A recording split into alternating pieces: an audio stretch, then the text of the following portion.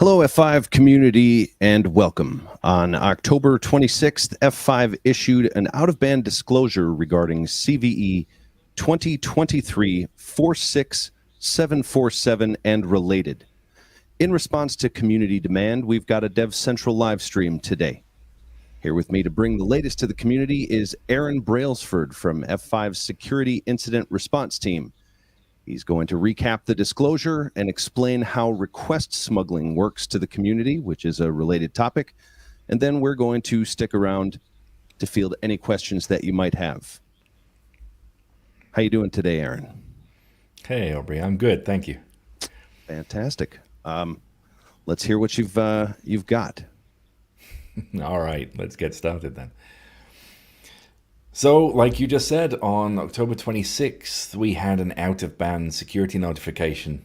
That's reasonably unusual for us.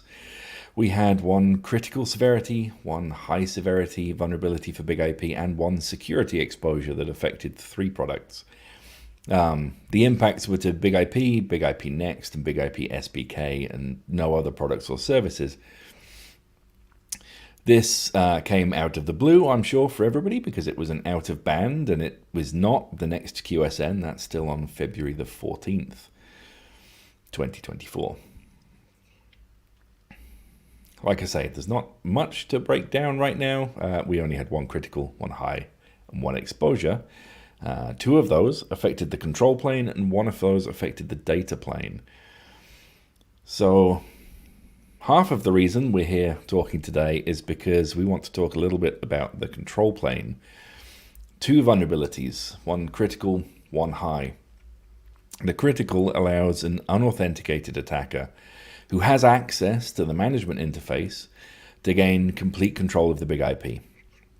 This impacts all versions of the Big IP, right back to 13 and 14. We don't evaluate 11 and 12 because those have reached end of technical support. The exposure is limited to the control plane. However, if an attacker can completely compromise the control plane, they will then gain the ability to do more or less anything with the data plane configuration. Engineering hotfixes, it says there will be available, but they are now available. They were available as of the 26th when we disclosed. And a mitigation. The second there, the high, allows an authenticated attacker to gain complete control of the Big IP through a SQL injection. Again, all versions of the Big IP are impacted. Exposure is only on the control plane. And again, engineering hotfixes are available. And I want to point out that the general mitigations that we've been talking about for basically in every QSN now apply here as much as they did in all of the other QSNs. If you limited access to your management interface, so to the management IP, and you made sure that self-IPs don't allow access, self-IPs exposed to the internet, that is, don't allow access to the configuration utility, then you're in a good place. You've mitigated the risk already to that of either a malicious insider or an attacker who has somehow breached your secure management network.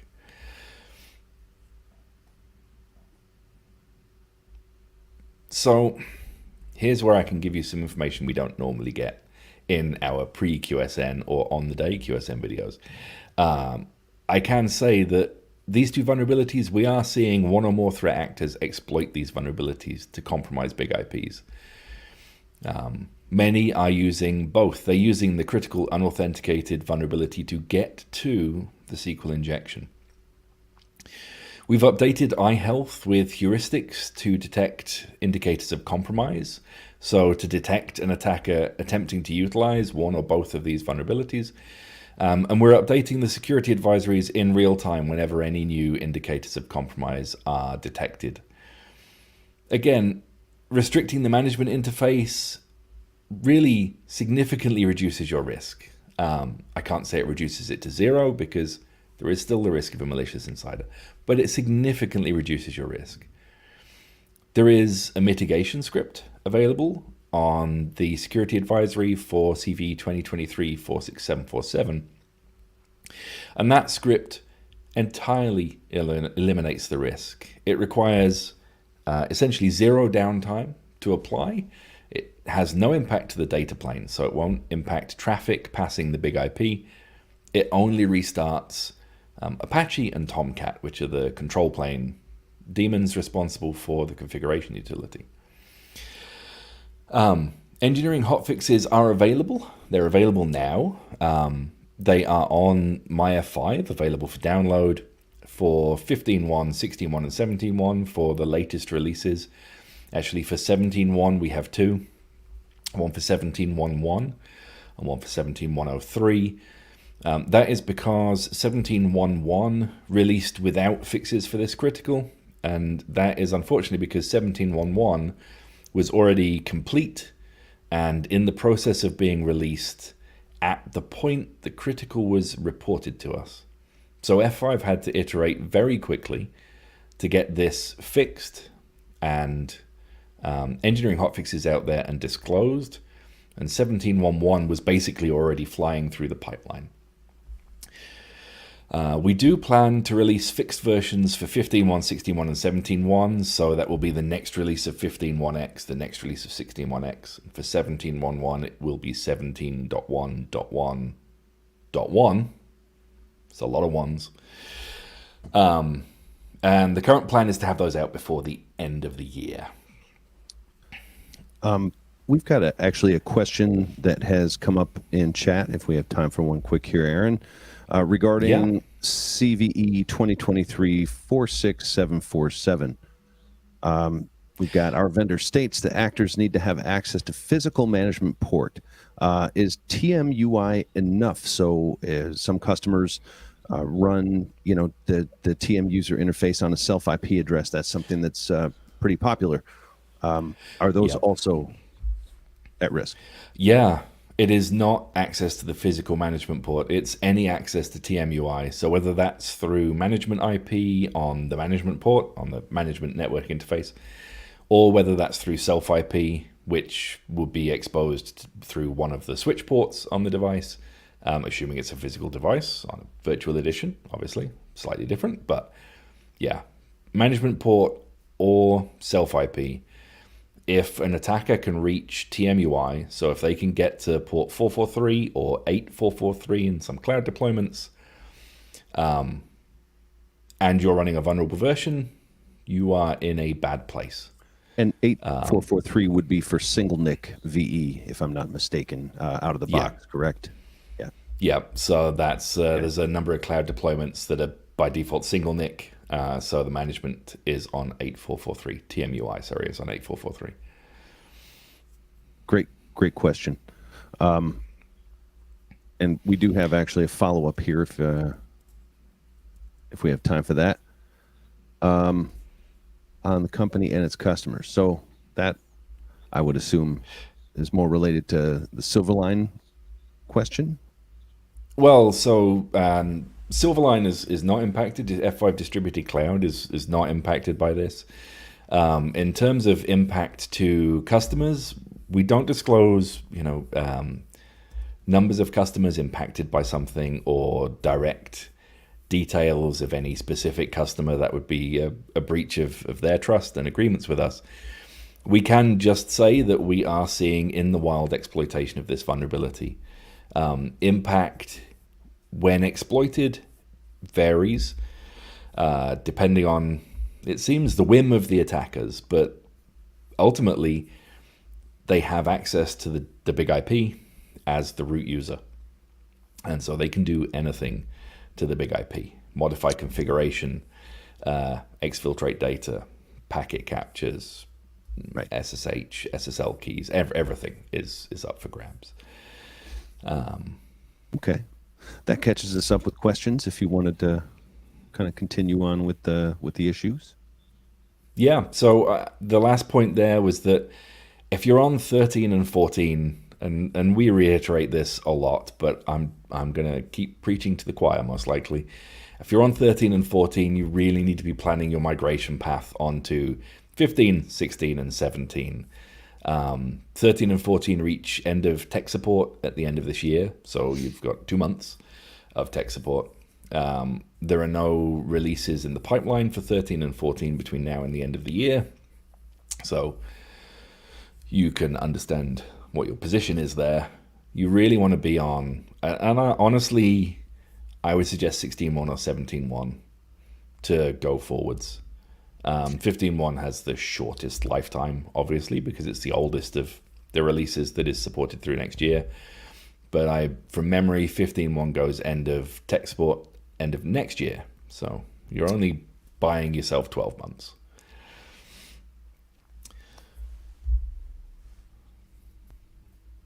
All right. We can circle back to this if there's more questions later. Okay.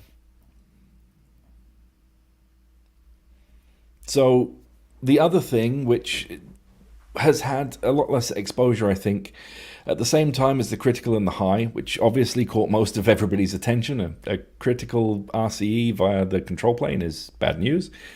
F5 is not alone in the last month or so of having had one of those. It's bad news for everybody. But the other thing we disclosed was a request smuggling security exposure. This one is maybe trickier to understand the impact of than an RCE on the control plane. That's relatively straightforward. So I wanted to spend a few minutes talking about what this actually is, what request smuggling is, and what it looks like in the real world when this is exploited. So our security advisory states basically everything on this slide. An attacker can perform request smuggling, which might lead to HTTP cache poisoning. Now, to be specific, the cache we're talking about here is not on the big IP. It would be on something between the big IP and your end users. So think CDN, think proxy in front of the big IP, something of that ilk. You're impacted if you are doing HTTP redirects with iRules or local traffic policies. And either of those things uses user-supplied values. So that is something that is taken from the incoming request, is used to build the redirect response going back out. There is a system default iRule on the big IP that does an HTTP to HTTPS redirect. It's very commonly deployed. That is impacted because it takes the host and the URI from the incoming request and puts it into the location header of the outgoing redirect.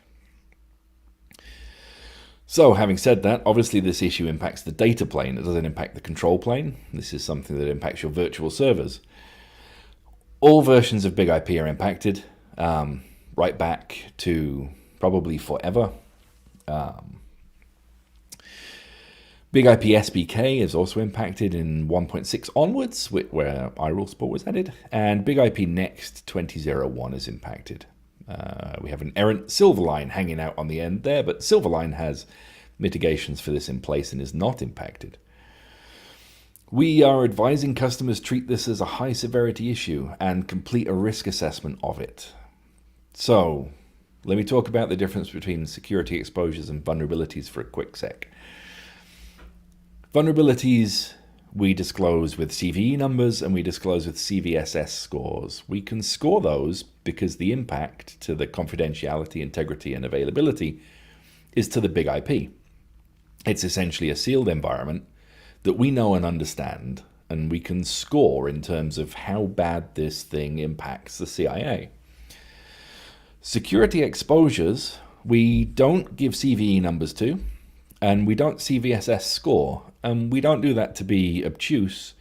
We do that because security exposures impact the CIA of either systems in front, so users, or systems behind, so servers, the big IP. And we don't have a way of knowing for all customers in a sort of standard way that will apply to everybody what the information is on those two systems. So is it sensitive? Is it mission critical? Is it PII? Is it PHI? Which makes it virtually impossible, given CVSS v3, to score security exposures. CVSS v4, which is coming soon, might actually allow us to score security exposures and give everybody maybe a better idea of how they are impacted by them. So look out for that coming in the future. CVSS v4 still needs to be ratified and finish going through the process of being created, but it's looking positive. That all said, there are no fixes for this issue exactly. There is an IRUL mitigation that you can deploy for Big IP and Big IP Next. For SBK, you essentially have to stop doing the redirect. If you're using LTM policies to create your redirects, it's a little bit more difficult. There isn't an easy mitigation. LTM policies fire first on a virtual server, so you can't use the IRUL mitigation on the same virtual server to fix the problem. You would have to have a virtual server sending traffic to another virtual server. You put the mitigating IRUL on the front virtual server and your existing configuration on the back virtual server. That is unfortunate and complicates issues for some customers. Now, having been through all of that, I suspect a lot of people have either glazed over or are wondering what request smuggling actually is. If you're not intimately familiar with HTTP, it can be a tricky topic. And it's a very tricky topic to visualize.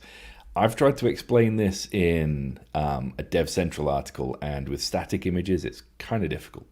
So I thought I'd explain it live. Before we get to the explanation, I have an interesting question that's probably timely.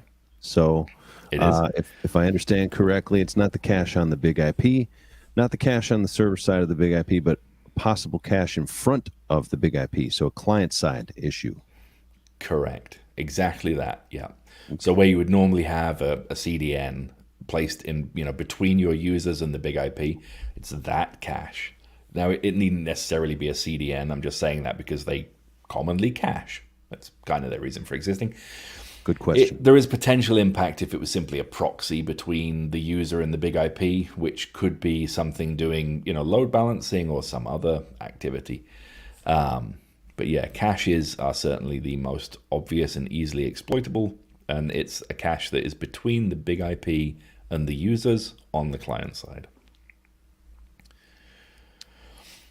Now, my next slide kind of demonstrates why that is the case. So, request smuggling. This is going to be a sort of primer on request smuggling because, like I say, it's a big topic. Let's say that I'm the attacker and I want to exploit request smuggling against a target. Maybe I want to get to a resource that should require authentication without providing a username and a password. So me as the attacker, there's my little laser pointer, I will send two requests. I will send a post request, which goes to the login page. That's an unprotected resource, right? I don't require any authentication to get to it. The body of my post request, where you would normally see username and password, will actually be a GET for a protected resource. Now remember, that's the body of the post. So it's not a second request. It's just data within the post request. And then I'll send a second request to another unprotected resource, like favicon.ico, right? It's something that anyone can get to. You don't need any authorization to get to it. So I send those off. Now, for smuggling to be exploitable, like we just said, you kind of need a front end and a back end. And basically, in all cases of smuggling, you need a front end and a back end. Now, in this example, the front end is going to handle all of the authentication and authorization tasks, and the back end is going to be servicing the actual requests. So you could think of this like a microservices architecture or something like that, where you have a system that is making sure that someone is authorized to get to a resource, and then another system that's actually going to do the heavy lifting to get the data or whatever it is that the request is asking for. Now, my target's front end understands these requests in the same way that I sent them. So it understands this as a post for an unprotected resource, and it doesn't even look at the body content of the post, because all the front end cares about is, am I supposed to be able to get to login.php or not? And it sees a second request for favicon.ico, which again, all it cares about is, am I supposed to be able to get to that resource or not? And the answer for both is yes. So it sends them on to the back end. Now, and here's where the problem happens. The back end understands the requests differently to the front end. That's the key to request smuggling, is always that you have two systems. They disagree on how to process what they receive. The backend sees a post request for login.php, and then it sees a get for the protected resource. And the get for favicon.ico just kind of gets glued onto the end of this get. Kind of gets swallowed into the smuggled get. Now, like I say, the backend assumes that the front end handled all of the auth. So even though this is a protected resource and I never supplied any credentials, the backend doesn't care because it thinks the front end took care of that. And what it will do is send two responses back. It'll send the PHP for the login page, well, the HTML actually for the login page, and then it will send the HTML that belongs to the protected resource. So it's satisfied these two requests. They go off to the front end. Now the front end, remember the front end saw two requests, right? It saw a post, and this get was just part of the body content, and it saw a get for favicon. So it's expecting two responses. It's expecting some HTML for the login page and an icon. But what it actually gets is the HTML for the login page and the HTML for the protected resource. But again, the front end doesn't care. It sent two requests and it got two responses. So as far as it's concerned, it did its job. They're both run protected resources as far as it's concerned. So it sends them to the client. And the client is the attacker in this case. And what the attacker gets back then is a response with the login page and the protected resource response. And I have successfully bypassed authentication by smuggling my get in the body of a post.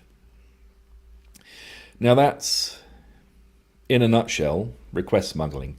Exactly how you smuggle the get in the post varies depending on the systems you're attacking. It's going to vary depending on the combination of systems that you're attacking, in fact, the front end and the back end. It will almost always involve careful manipulation of two headers, the transfer encoding header or the content length header. Those two headers tell web servers, proxies, caches, everything, how they should understand the body content that goes with a post request, how that body content should be encoded and how long it is. And smuggling is possible when these two systems, the front and the back end, disagree on how to handle those headers. So maybe one system ignores a content length header if there's leading white space in front of the header name, right? In which case, let's say the front end ignores the leading white space, it thinks it's a 0-byte post because there was no content length. But maybe, and that's not the case, right? There was body content. Maybe you send both headers, transfer encoding chunked and a content length. And one system honors the content length header and the other system honors the transfer encoding header. And again, you get a disagreement between the front end and the back end on how they should pass that post request, and strange things may happen, right? It's highly dependent on the systems you're trying to attack, and it requires a good deal of investigation on the part of an attacker. But this investigation is pretty well understood at this point. This technique has many variations. It's been documented quite well over the years now by folks like James Kettle from Portswigger. Portswigger make Burp Suite. Burp Suite has a whole bunch of things built into it to try and find request smuggling vectors. So if you want to inspect your own systems, Burp Suite is very, very good tool to use to find this.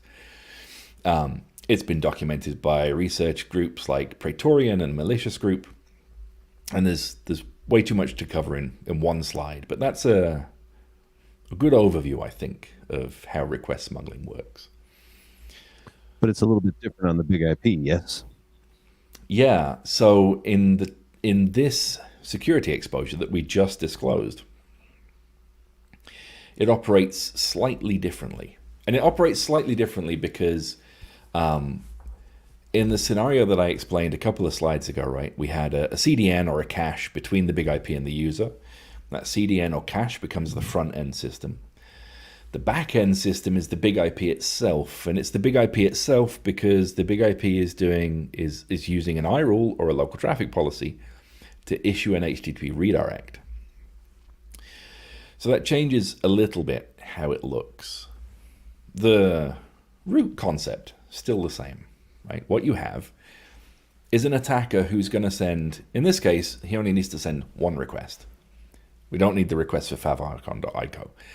We're not going to try and bypass authentication or authorization. We're going to try and poison a cache.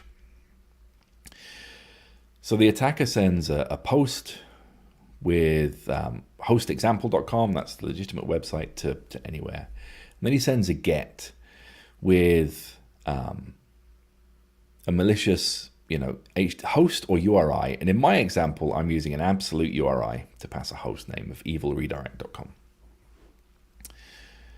That goes off to the CDN, and the CDN interprets it, or the proxy interprets it as a single request, just a post request with some body content. It doesn't look at the body content, it's just understood as body content for the post. That goes off to the big IP, but the big IP interprets it as two requests, a post and a GET. Now, there's an IRUL on that big IP doing HTTP redirects. So the big IP sends two redirects. It's building the redirect using user-supplied input, remember, so it's the host and URI. So the first redirect is back to example.com, which is fine, perfectly innocent. The second redirect, though, is to evilredirect.com, the attacker's supplied host name. That goes off to the CDN. The CDN sees two responses, and for whatever reason, this particular CDN and proxy sends those two responses, even though it only saw one request, back to the attacker. And the attacker is going to get two 302 redirects, one for the actual website and one for his malicious injected hostname. That's problematic because it tells an attacker that request smuggling is possible, but it's not really directly exploitable, right? Because the redirect just went back to the attacker. So what can he do with that? Other than know that something funny happened and some smuggling is possible. But what if a CDN were to cache that redirect? Then you might see that the next user who comes along sends a GET request. The CDN sees the GET request and says, wait a second, I have a 302 redirect that I can respond with here, and I don't need to bother the origin web server at all with this. And so he sends a 302 redirect to evilredirect.com. And now your user has been sent to evilredirect.com. If you could poison a cache that's between the big IP and the user, in that way, you might be able to direct every user who comes along to your malicious website. You could use that for, say, phishing, right? Many users might not notice that they'd been redirected to a malicious website. They did everything right? They typed in the right URL and they went to the right website. And they ended up at a website. They didn't click a link in an email, which we've all been trained not to do. They didn't do anything unsafe. They typed it into their browser bar. They ended up somewhere they didn't expect. They don't notice because they were doing everything right. And then you can use that to gather credentials or, deliver malware or whatever else you can do with a phishing website. There are many ways to exploit smuggling. You can do lots of other things with request smuggling, not with this specific exposure, but many other things that have been documented, like I say, in plenty of research on the internet. I highly recommend reading up on it if you operate this kind of architecture, if you operate any kind of multi-layer system where you have a front-end server and a back-end server, so microservices architecture, or CDNs in front of proxies, in front of load balancers. Read up on this. It's an important topic. And I'll close this section with two slides to sum this up in very plain English. At the highest level, right, request smuggling boils down to basically this. Imagine I'm an attacker and I send a shipping container. Inside that shipping container are 2 boxes. When the shipping container arrives at customs and is imported into the country, they only look at the outside of the container and they say, "Yeah, this container is just a single thing." I'll forward that on to the final recipient. But when the recipient gets the container and opens the doors, there's more than 1 box inside. 1 box is the thing that they ordered, and 1 box is something evil.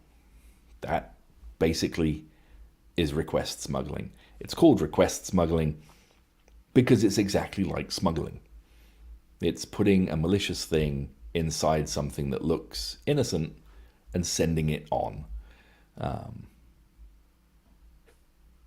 And that is that. If you have any questions at all, feel free. Yeah, I thought that was an excellent explanation, and I think people will probably find it valuable. That was a really good presentation. And as I was talking to Jason Rahm about in the back, I think we've got a keeper video there for what is request smuggling, which is great. Always looking for reusable content. So I guess I already made the call on the YouTube, and I'll say it out there for LinkedIn. Sorry, we're having a couple communication issues today between platforms. But if there are any more questions for Aaron, please let us know now. Okay, we did have one just pop in now. How effective is the mitigation for the iRule exposure? Is this a fix expected soon enough to wait to apply it instead of the mitigation? Thinking about the best way to proceed. That's a great question. That is a really good question, especially because, look, I know that in the lab when we're testing this stuff, we have a virtual server with an iRule, and it's really easy for us to throw the mitigation iRule on there. But customers have hundreds or thousands of virtual servers. They have, I've seen customers with dozens of iRules associated with that virtual server. It can be difficult to apply this. So being transparent, I would say that a code fix is not expected in the short term for this issue. It is, for architectural reasons, quite tricky to resolve. And that's down to like order of execution. If anybody has, I think we've had lightboard sessions on like the HUD chain and how big IP actually passes traffic through all of the internal proxies and well, not proxies, but filters that understand what the request is. The order of execution currently means that iRules, so the redirect, the problematic redirect and local traffic policies happen first.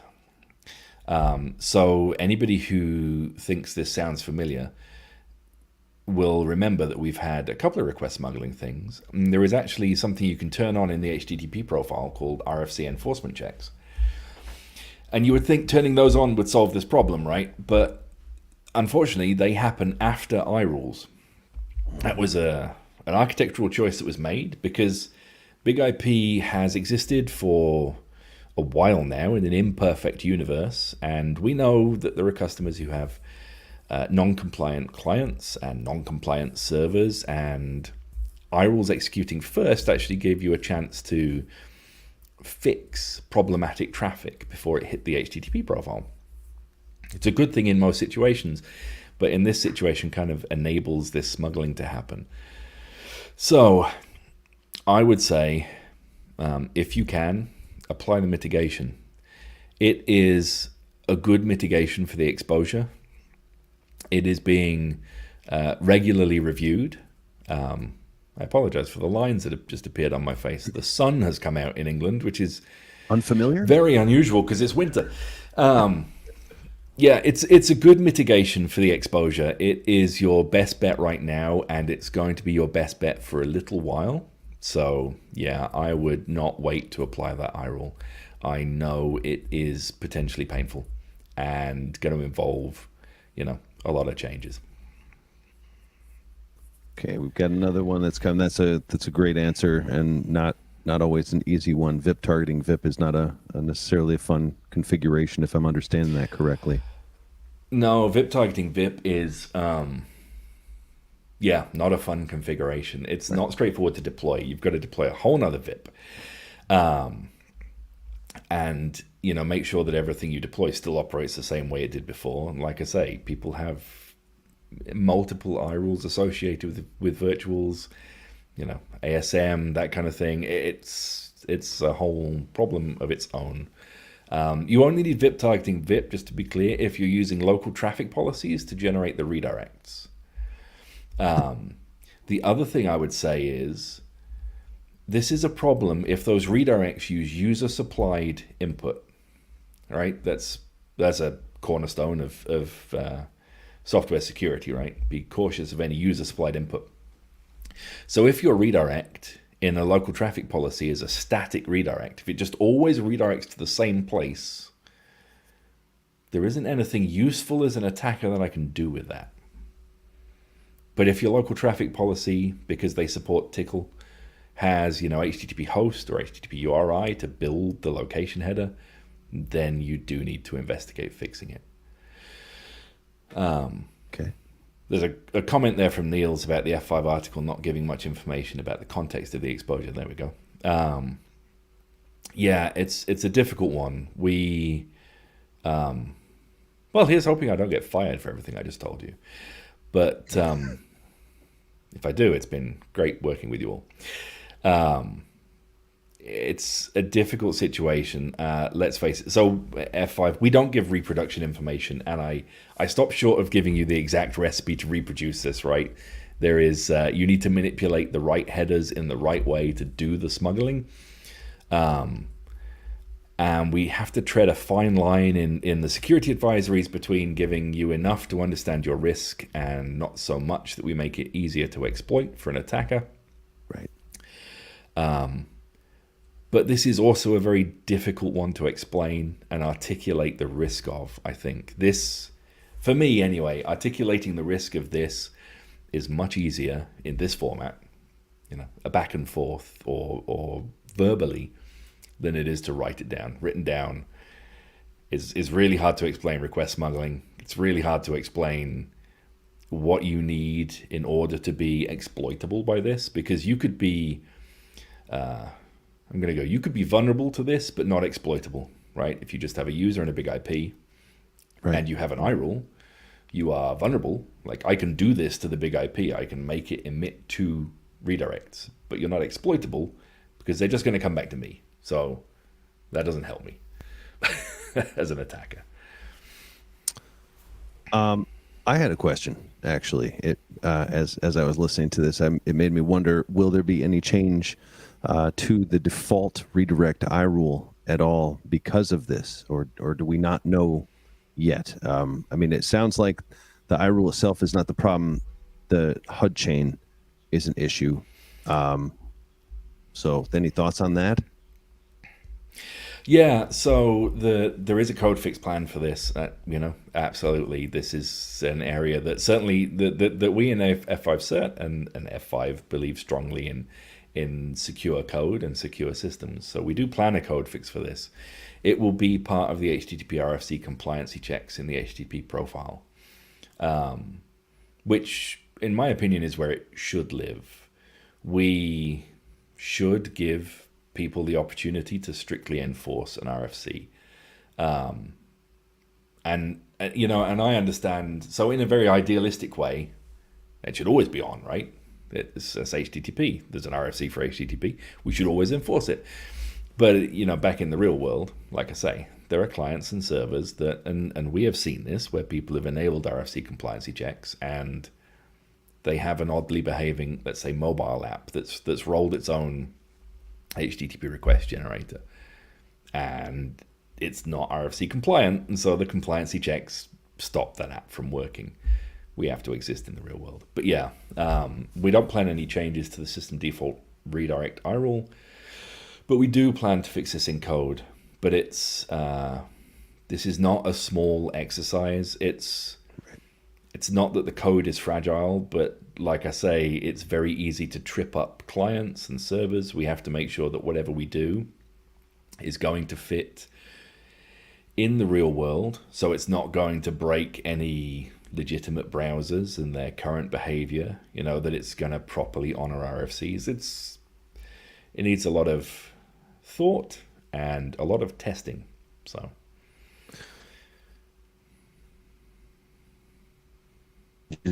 that thing are like monumental. It never happens. If there are any other questions from the community, of course, feel free to drop them. We've got some great ones already, but we want to make sure we give time for anything that might be left. Yeah, so there's a point there in the comments from Niels again about poisoning the backend server, the pool member. Yeah, and that's specifically not what this security exposure is about. It's about you cause the big IP to emit 2 responses when some system between the big IP and the user thought there was only 1 request. So to test this, in fact, you don't even need a pool member. You just need a big IP and an iRule doing a redirect. Again, great questions and comments.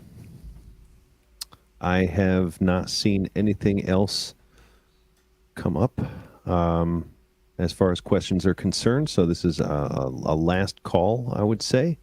And before we kind of jump off, I will remind everyone that our next scheduled QSN is for February the 14th. So we've got a little bit of time in the cold weather to just sort of freeze it out until we have another one of these things. So hopefully we don't have any other out of bands, but I hope the community feels comfortable with the process that we have when we do have these come up. If you guys see any changes or would like to see something different next time we have something like this, please let me know. And you can find me, as always, on community.f5.com. Yeah, okay. One last thing from me, I guess I would say. Actually, 2 things. Sure. Well, it might turn into 3 things, but let's start with 2. I said earlier about upgrading to later releases. I just want to say again, 13 and 14 go end of tech support at the end of this year in a little under 2 months' time. If you're on 13 and 14, you've got engineering hotfixes for the critical, but if the worst were to happen and next year there to be another one, there wouldn't be fixes for 13 and 14.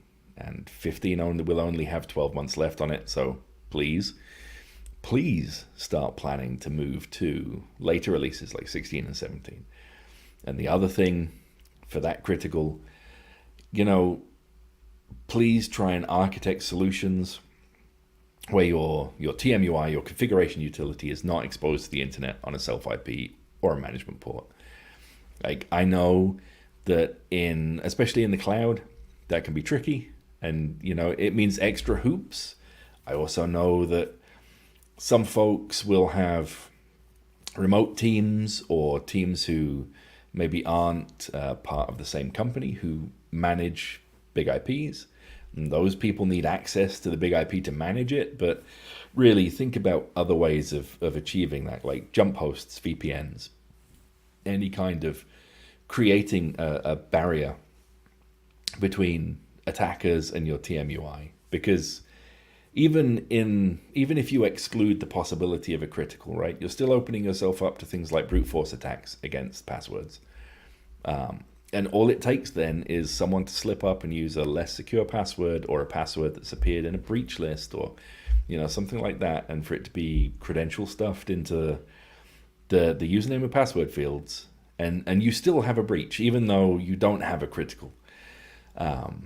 So yeah, that's my plea there for everybody. Please move to versions that have a longer support lifetime, and please try not to expose your management to the internet, because it's asking for trouble. Excellent advice. Honestly, I used to say the same exact things to my customers when I was an SE. So I'll continue to echo that to the community now that I'm an evangelist. Well, I guess seeing no other questions, I want to thank you again, Aaron, for coming to talk to the community with me today. I appreciate it. No, thank you.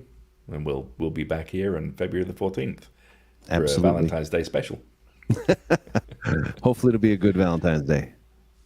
Hopefully. Thanks again, community, for joining me, and we hope to see you again soon.